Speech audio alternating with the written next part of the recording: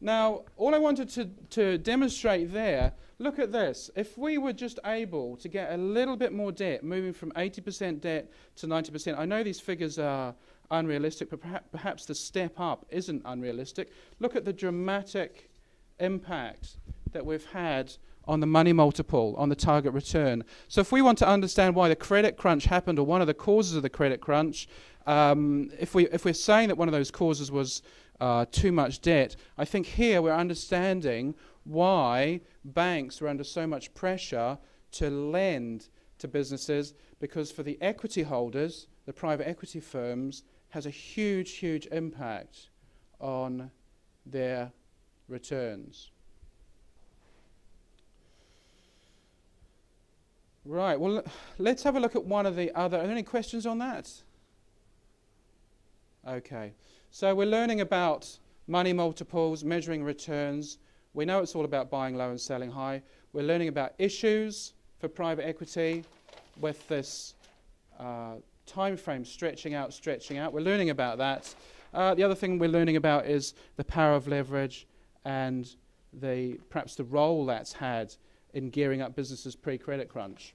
The other main way of measuring return for private equity is internal rate of return, and I just want to, because it is such a common one, I just want to make sure we've got that one sorted.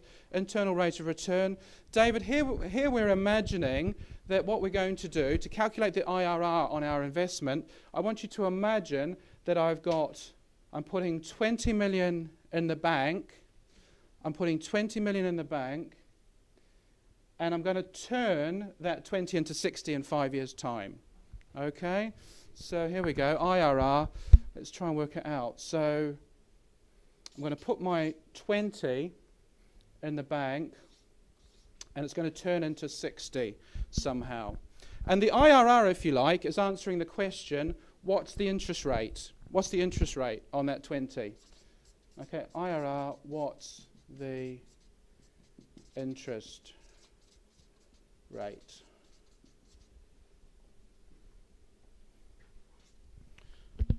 Now, if I put my money in the bank with your bank at the moment, what kind of interest rate would I get?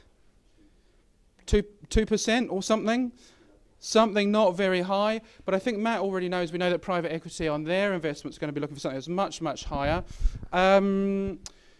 So David, compounding that 20 up, 20 plus 1, 20 times 1 plus our interest rate. We know it's not going to be 2%, it's going to be something much, much higher. How many years did I say I wanted to do that for? 5. Okay, so here we go. I've turned that, I've created a little equation on the board there. I'm compounding up my 20 by an interest rate. I'm multiplying by 1 plus my X% for 5 years. That's going to turn into 60 at the end of the 5 years. What I want to solve for is the X%. Ollie, I don't even need to ask you because you're a lawyer. Algebra, a long, long time ago for you? And you'd have to have seen this before and used to using it. For most of us, there's some nice little shortcuts with Excel, because Excel helps us with some of the stuff. There is an IRR formula in there. But just to understand what IRR is, the IRR is that X%. Matt, do you know how you'd solve for that as algebra a long, long time ago for you as well? It's the fifth root of 60 or 20. The fifth root. Okay, well, let's do it. Let's go, because we're having so much fun here with this algebra. And has somebody got a calculator in the room? No? No? You got a black. That's a bit too hard. You've got. I'll tell you what. I know what the answer is because I've worked it out before. But this is how we do it with the maths.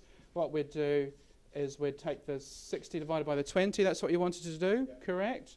All right. And then we'd take that to the power of 1/5. So we've taken the 5 over the other side. And the last thing that we need to do is subtract the 1. Yeah. And in fact, because we're having so much fun, we need to get our computers fired up anyway.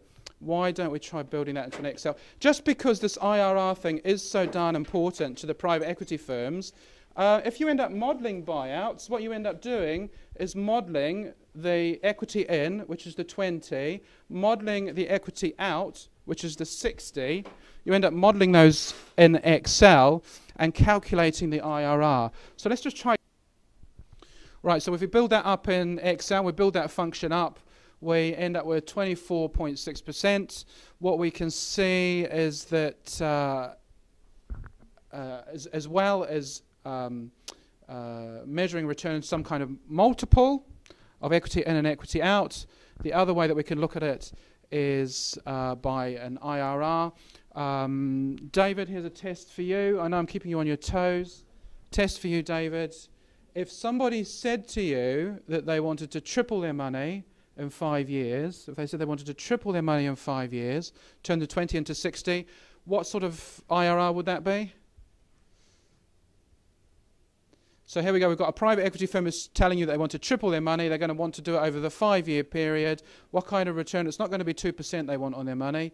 What kind of return are they going to want? 25%. So a 3 times money multiple over 5 years translates to a 25%.